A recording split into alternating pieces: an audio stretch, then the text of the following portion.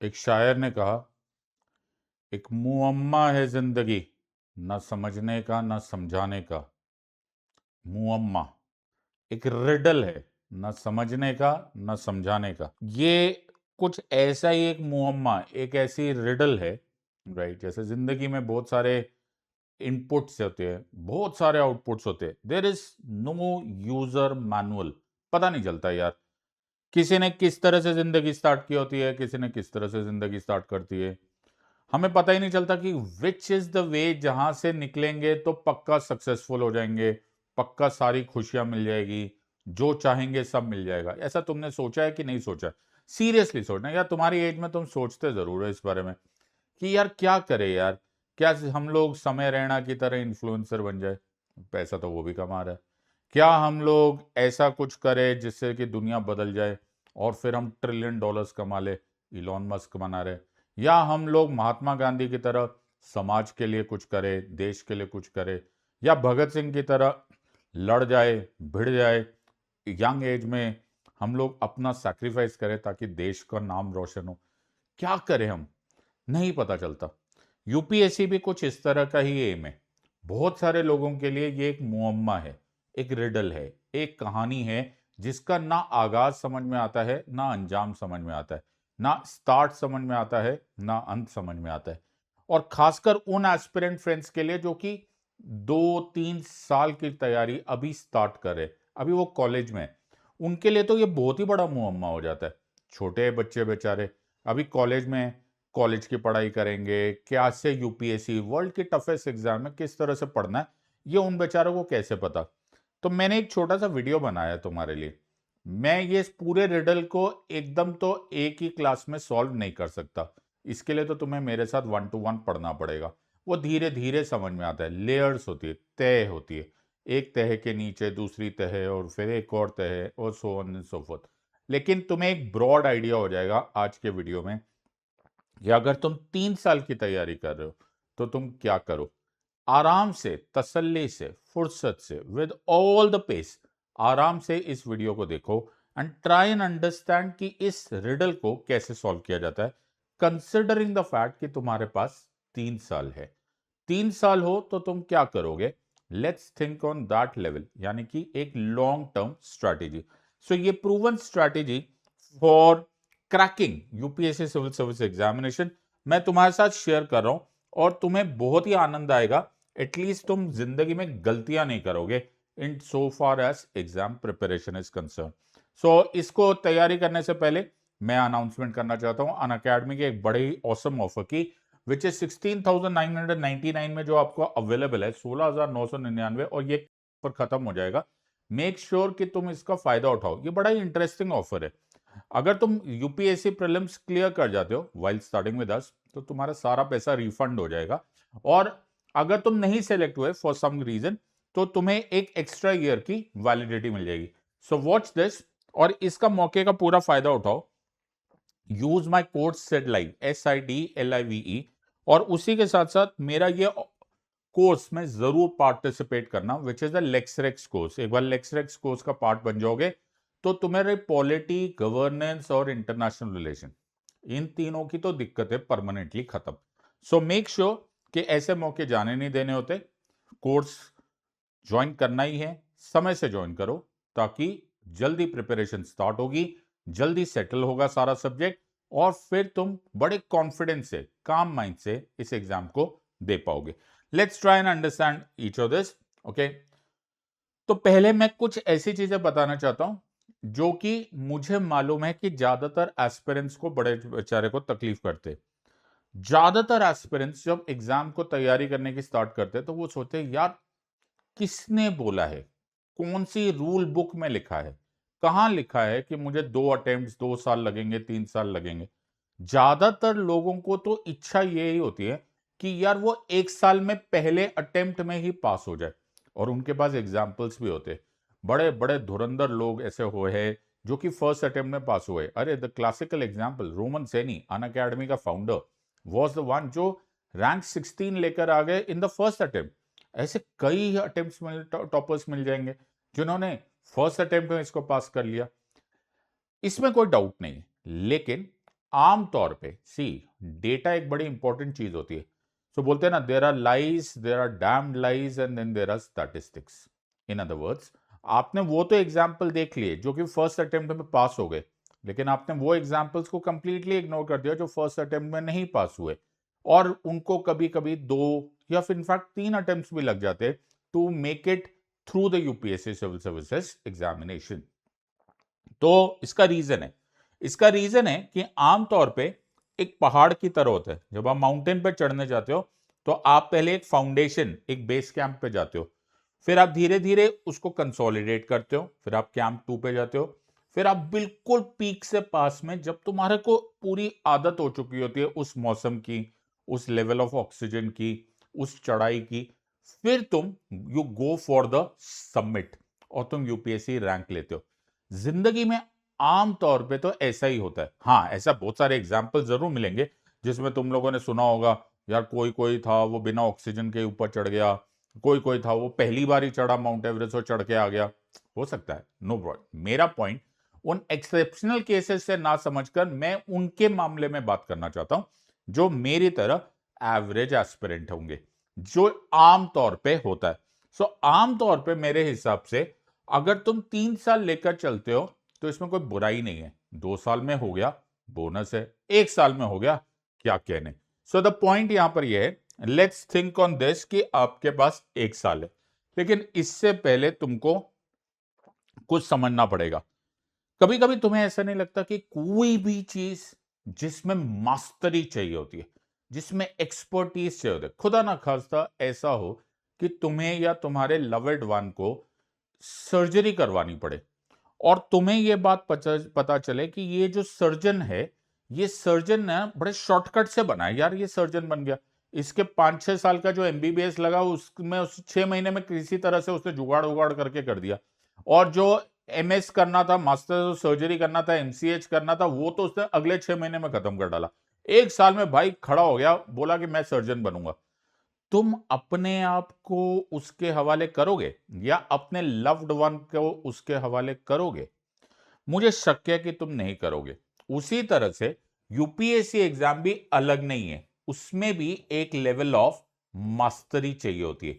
उसमें तुम्हें समझ में आना पड़ता है कि यार ये क्वेश्चन पूछा है, इसका मतलब क्या है, चाहे वो प्रीलिम्स में हो, चाहे वो मेंस में हो, चाहे वो ऑप्शनल में हो। तो ये एग्जाम ना सिर्फ इंटेलिजेंट लोग, अरे बच्चा इतना टैलेंटेड है कि उसको 1 मिनट में सब समझ में आ जाता है, ठीक है, मुबारक हो। लेकिन यूपीएससी सिर्फ इंटेलिजेंस को रिवॉर्ड नहीं करेगी, सिर्फ हार्ड वर्क को भी रिवॉर्ड नहीं करेगी। इनफैक्ट वो सिर्फ किसी भी कोचिंग इंस्टीट्यूट के ऑर्गेनाइजेशन को भी रिवॉर्ड नहीं करेगी। एक मिक्सचर होता है, इन अदर वर्ड एक कंपाउंडेड प्रिपरेशन होता है। धीरे धीरे तुम्हारा बेस बनता है, धीरे धीरे तुम्हें टॉपिक समझ में आने लगते हैं, धीरे धीरे तुम्हें उन टॉपिक्स की लेयर समझ में आने लगती है, धीरे धीरे तुम्हारी कंसोलिडेशन होती है और फिर तुम पीक पे पहुंच जाते हो। So this is how you do it. ये धीरे धीरे होता है। यार तुम मानोगे या नहीं मानोगे मैं कह नहीं सकता, लेकिन हकीकत यह है कि कुछ चीजें आर फंक्शंस ऑफ टाइम। वक्त को वक्त देना ही पड़ेगा। लता मंगेशकर जी जरूर बॉर्न टैलेंटेड थी, उनके आवाज ऐसी थी, उनका गला ऐसा था, उनके वोकल कॉर्ड्स अमेजिंग थे, लेकिन समय लगा, उनको ट्रेनिंग लगी, उनको रियाज लगा। सचिन तेंदुलकर एक गिफ्टेड प्लेयर है, उनकी कवर ड्राइव की आज भी लोग बातें करते हैं, लेकिन क्या वो अगले 5 साल की उम्र में ही वो पहुंच गए क्रिकेट खेलने? नो, वक्त लगा। 16 साल की उम्र में जब सचिन खेलने भी लगे होंगे, उसके बाद भी वो धीरे धीरे धीरे धीरे और बड़े और बड़े और एक्सपर्ट सचिन से दी सचिन बनने की कहानी में वक्त लगता है। सो यहां पर भी वक्त लगेगा। So the most problematic here is कि ज्यादातर स्टूडेंट्स को लगता है हम पढ़ रहे हैं, हमने पढ़ लिया, इसका मतलब है हमारी प्रिपरेशन हो गई। नहीं, ये एक स्पेशलाइज्ड एग्जाम है। केवल पीडीएफ जमा कर लिए, अरे 5 GB पीडीएफ हो गया, नॉट इनफ। तुम पढ़ रहे हो, but are you making any progress towards UPSC? थोड़ी देर सुन लो यार। देखो, तुम्हारी उम्र में प्रॉब्लम यह है कि तुम्हारे पास पेशेंस की कमी है, सब्र नहीं है। जब तक तुम सब्र नहीं रखोगे, जब तक तुम पेशेंस नहीं रखोगे, सुनोगे नहीं, चाहे मेरी ही बात, चाहे इसी वीडियो को, जब तक तुम उसको फेस नहीं करोगे, जब तक तुम उसको फील नहीं करोगे, जब तक तुम उसको अपनी जिंदगी में आजमाओगे नहीं, अमल में नहीं लाओगे, कोई फायदा नहीं। यार, यूट्यूब पर ऐसी स्ट्रैटेजी वीडियो जैसा मैं तुम्हें अभी बता रहा हूं, ऐसी 50,000 वीडियोस मैं तुम्हें दिखा सकता हूं, लेकिन you have to absorb it. तुम्हें समझना पड़ेगा। तुम 10-10 किताबें लेकर आ जाओ, क्या फायदा यार? यू वॉच एंडलेस वीडियोस, कोई फर्क नहीं। तुम हर थोड़े टाइम बाद स्ट्रैटेजी बदल दो, कोई फायदा नहीं। एक स्ट्रैटेजी फॉलो करो और उसी को कंटिन्यू करो। सो होता ऐसे ही है, पहला साल होता है, लोग सोचते हैं वाओ यार, मैं ना फटाफट पीडीएफ जमा कर देता हूं, ये देखो टॉपर ने एक स्ट्रेटेजी बताई है, ये देखो बड़ा अच्छा लग रहा है, इसमें हजारों करोड़ों व्यूज आ रहे हैं, इस वीडियो को फॉलो कर लेता हूं और उसको फटाफट जैसे समझ में आया किसी भी तरह से खत्म कर देता हूं। एक साल गुजर जाता है, सो कॉल्ड नॉलेज, मैं फिर बोल रहा हूं इसको, वो जो सो कॉल्ड नॉलेज होती है वो बहुत ज्यादा हो जाती है, लेकिन जो पोटेंशियल यूपीएससी में मार्क्स आने वाले हैं ना बेटा, वो आने वाले हैं बहुत कम। बिकॉज तुमने पढ़ तो लिया, लेकिन इस पढ़ाई का मतलब प्रिपरेशन नेसेसरीली नहीं है। सो द पॉइंट यहां पर यह है, क्या तुम ये गलती नहीं करना चाहोगे तो मेरे से बात सुन लो। कंसिस्टेंसी चाहिए होती है, रोज पढ़ो, थोड़ा पढ़ो, लेकिन रोज पढ़ो। संडे हो या मंडे, आगे का मैं कुछ नहीं बोलूंगा, बट तुमको रोज पढ़ना पड़ेगा।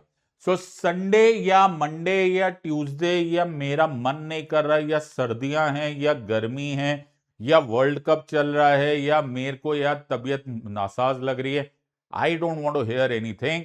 अगर पढ़ना है तो रोज पढ़ना है। साथ में पढ़ाई के साथ रिवीजन होना जरूरी है। अभी थोड़ी देर वीडियो को देखते रहना, मैं तुमको बताऊंगा कि रिवीजन कैसे करते हैं। उसी साथ तुम्हें रिटेन करना पड़ेगा, तुम्हें बार बार चेक करना पड़ेगा तुम्हें याद रह भी रहा है या नहीं याद रह रहा है। ऑल्सो तुम्हें जो सबसे इंपॉर्टेंट बात है, तुम्हें आंसर राइटिंग और एप्लीकेशन करना पड़ेगा। यानी कि इंफॉर्मेशन एक्यूमुलेशन का गेम नहीं है।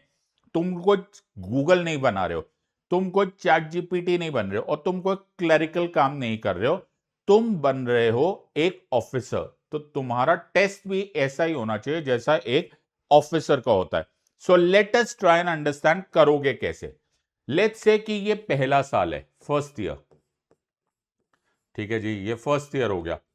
तो सबसे पहले अगर तुम कॉलेज में हो और तुम फर्स्ट ईयर या फिर कॉलेज पास हो गए और अभी भी एग्जाम की तैयारी स्टार्ट करना चाहते हो, इरादा सपोज तुमने 3 साल का कर लिया, लेट्स से यार कर ही लिया, तो पहले सिर्फ फाउंडेशन स्ट्रॉन्ग करो। तुम्हें एक बेसिक नॉलेज, लिटरेसी आ जानी चाहिए of the complete syllabus, history, polity, economy, geography, environment science, international relation, ethics, basics, सब कुछ। तुम्हें इसको फर्स्ट रीडिंग बोला जाता है, स्कैनिंग बोला जाता है, कि क्या है क्या यार ये टॉपिक्स है क्या। हिस्ट्री में क्या है, एंशियंट हिस्ट्री क्या है, मिडीवल हिस्ट्री क्या है, मॉडर्न हिस्ट्री क्या है, फिजिकल ज्योग्राफी क्या है, पॉलिटी क्या है, गवर्नेंस, आईआर, बेसिक नॉलेज तो समझ लो। बेसिक, अब बेसिक कैसे करोगे यार, ये बात भी सवाल है सर। ये तो पढ़ लिया तो बेसिक कैसे पढ़ोगे। एनसीईआरटी पढ़नी है और हर सब्जेक्ट की एक स्टैंडर्ड टेक्स्ट बुक पढ़नी है। अब हर सब्जेक्ट का जो भी तुम्हारा एजुकेटर है वो एक बुक तो पक्का ही बता देगा। जैसे मैं पॉलिटी के लिए लक्ष्मीकांत बोलूंगा ही बोलूंगा, there is no ifs and buts about it, मेरे पास तो दूसरी किताब ही नहीं है। ऐसे ही हिस्ट्री के एजुकेटर भी तुमको कोई ना कोई बुक बताएंगे, ज्योग्राफी के वाले भी कोई ना कोई बुक बताएंगे। वो जो फर्म स्टैंडर्ड टेक्स्ट बुक है, जिसको दाल चावल बुक बोलते हैं, उसको ही पढ़ना है, दैट्स इट। ये कसम खा लो, यहां पर कसम खा लो कि भाई एनसीईआरटी पढ़ूंगा और स्टैंडर्ड टेक्स्ट बुक के सिवाय कुछ नहीं पढ़ूंगा। ये तुम्हारा पूरा 1 साल का प्लान होगा। लेकिन पहले साल में एक आदत डाल दो और वो आदत तुम्हें इतनी ज्यादा खुशी देगी, तुम मुझे थैंक यू का इतना बड़ा कार्ड भेजोगे। क्या आदत है? आदत यह है कि तुम रोज न्यूज़पेपर पढ़ोगे। तुम्हें धीरे धीरे धीरे धीरे ऐसे स्टेज पे आ जाना चाहिए कि एडिटोरियल्स, 90% ऑफ एडिटोरियल्स तुमको हू बहू समझ में आ जाना चाहिए। बेटा तुम पहुंच गए। अगर तुम्हें न्यूज़पेपर पढ़ते पढ़ते इतना सामान समझ में आ गया, इतनी भाषा समझ में आ गई, कॉन्सेप्चुअल समझ में आ गया कि तुमको पल्ले पड़ने लग गया, पंजाबी में ऐसे ही बोलते, पल्ले पड़ने लग गया कि यार एडिटोरियल में जो लिखा है वो 90% क्या लिखा है मुझे समझ में आ रहा है। I can make 1 and 1 together of this part. मैं पीसेस ज्वाइन कर सकता हूं, ये जिक्सॉ पजल सॉल्व कर सकता हूं। Guys you have arrived. So the point यहां पर ये तुम्हारा इरादा होना चाहिए, एम होना चाहिए। इस धीरे से ये प्रोसेस ऐसे लगता है, हिंदी मूवी में भी तो ऐसा ही होता है ना, अचानक ही छोटा से बड़ा हो जाते, फिर बड़े से बुढ़े हो जाते। लेकिन इसमें वक्त लगेगा, एक पूरा साल तुम्हें ऐसा करना पड़ेगा और फिर ही तुमको आसपास ये समझना पड़ेगा। अब तुम्हारे पास सेकेंड ईयर आ गया। सेकेंड ईयर में अब तुम्हें वो करना है जिससे ज्यादातर एस्पिरेंट्स, जिसे बोलते हैं ना, नजर चुराते हैं। That is answer writing, that is previous year questions, that is revision, that is mock test, that is interconnecting the subjects. जैसे ही तुम इस लेवल पे आ रहे हो, सेकेंड ईयर आ गया है, दूसरा साल आते ही तुमको ये करना स्टार्ट कर देना है, नो इफ्स एंड बट्स। देखो, अनकंफर्टेबल एनवायरनमेंट में बैठोगे, अनकंफर्टेबल एनवायरनमेंट में करोगे, वहीं पर डेवलपमेंट होती है। कोई भी काम की चीज होती है ना, वो केवल अनकंफर्टेबल एनवायरनमेंट में होती है। सो ईयर 2 में start doing this, answer writing करना स्टार्ट कर दो। ये मजेदार बात मालूम है क्या है? तुम्हारे कंपटीशन में 10 में से 9 लोग ये नहीं करेंगे, तुम करोगे, तुम्हें रिजल्ट मिल जाएगा। It is as simple as that. सारा एज यहां पर है। हर टॉपिक लो, उससे रिलेटेड क्वेश्चन देखो, उसमें देखो वाई क्या होता है, हाउ क्या है, इंपैक्ट क्या है, चैलेंजेस क्या है, वे फॉरवर्ड। अपने आप से बात करो, लिखने की कोशिश करो। पहला जो आंसर आएगा वो बिल्कुल ट्रैशी आंसर आएगा, उठा के फेंक देना, कोई बात नहीं। दूसरी बार लिखो, तीसरी बार लिखो। मेक श्योर इसकी आदत है। शर्माना किस बात से? आंसर ही तो लिख रहे हो, खुद को तो दे रहे हो।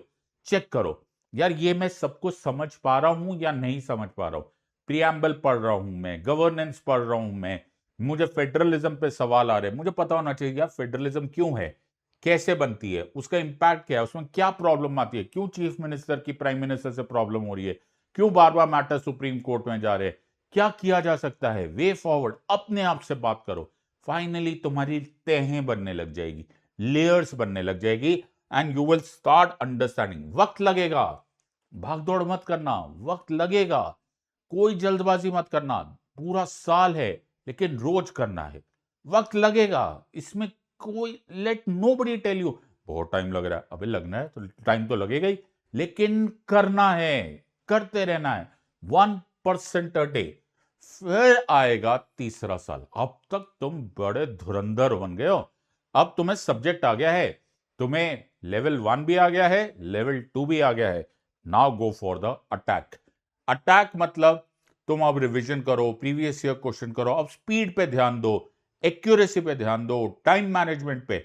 एग्जाम का एनवायरनमेंट बना दो यार। अब मैं 100 क्वेश्चन करूंगा 1 घंटे में।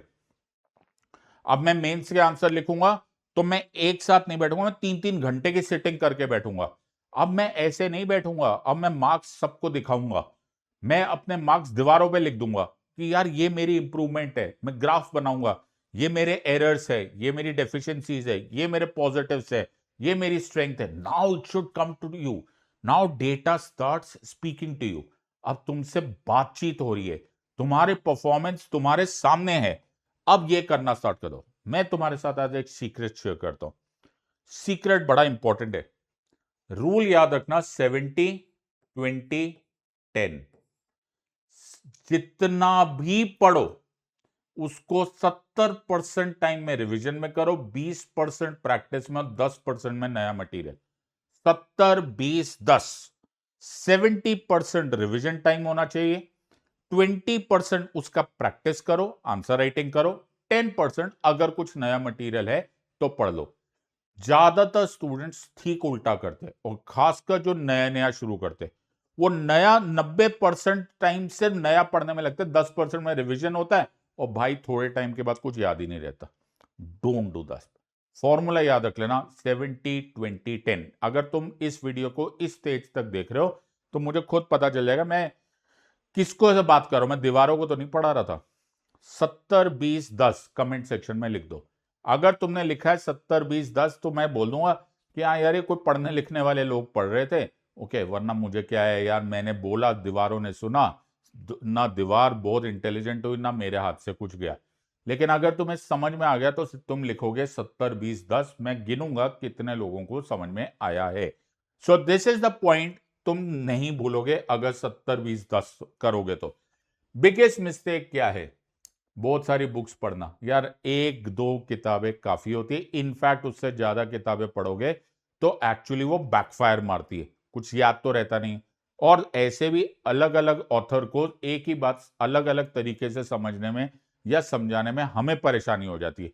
दूसरी बात यह है कि बार बार टीचर्स बदलो। यार एक पर भरोसा करो ना, मुझ पर ना करो यार, चलो किसी और से पढ़ लो यार, मेरे को क्या, मेरी तो खुशी इस खुशी में तुम आईएएस बन जाओ। मत मत पर अगर मुझसे पढ़ो तो पूरे भरोसे से पढ़ो, डोंट चेंज इट। तीसरा, प्रीवियस ईयर क्वेश्चंस और आजकल का खतरनाक environment CSAT. And very important कि तुम पढ़ते हो लेकिन 70-20-10 से नहीं पढ़ते, तुम रिवाइज नहीं करते, यार उसका कोई फायदा नहीं होने वाला है। मुझसे स्टैम्प पेपर पे लिखवा लो। So the point here is, धीरे धीरे धीरे धीरे धीरे धीरे छोटी छोटी छोटी इंप्रूवमेंट करके एक दिन तुम एक्स्ट्रॉर्डनरी बन जाओगे। वक्त देना पड़ेगा, 3 साल लगेंगे ही लगेंगे। There is no running away from it. तुम्हें 3 साल लगेंगे ही लगेंगे, बट रोज कोई ना कोई प्रोग्रेसिव स्टेप होगा, तब तुम पहुंचोगे वहां जहां तुम पहुंचना चाहते हो। राइट, तुम पहुंचना चाहते हो UPSC. UPSC civil service examination mountain का पीक है और उस माउंटेन के पीक में पहुंचने में समय लगता है। भाग दौड़ करोगे मिलेगा कुछ नहीं। मुझसे पढ़ना चाहते हो, मैं तुम्हें पॉलिटी का एक्सपर्ट बनाऊंगा, ये मेरे स्टूडेंट्स तुम्हारे साथ गवाही दे देंगे। कॉन्स्टिट्यूशन मुझे like the back of my hand मालूम है, इनफैक्ट यूट्यूब पर उसका वीडियो आ रहा है, उसको देख लो। मेरी क्लास में कोई नॉनसेंस मैं अलाउ ही नहीं करूंगा, 1 मिनट का भी नॉनसेंस अलाउड नहीं। Strict discipline, only focus on learning. Comprehensive guidance हो गया, मैं सारे पीडीएफ दूंगा, सारे नोट्स सब कुछ मिलेगा। इनफैक्ट इस साल से मैं पीडीएफ की बुकलेट्स बना के नहीं, पूरी पूरी बुक बना के दे दूंगा, तुम आराम से उनको पढ़ लेना even before the class starts. Result oriented पढ़ाई है, आना चाहते हो, आजमाना चाहते हो, कोड यूज करो SIDLIVE SIDLIVE and I will be very very happy to teach you. I hope you have enjoyed this. और ये छोटा सा वीडियो है, इस वीडियो को देखो और अमल करो, फॉलो इट। सिर्फ सुन के इसको छोड़ मत देना। I will see you next time. Until next time, God bless, thank you and जय हिंद।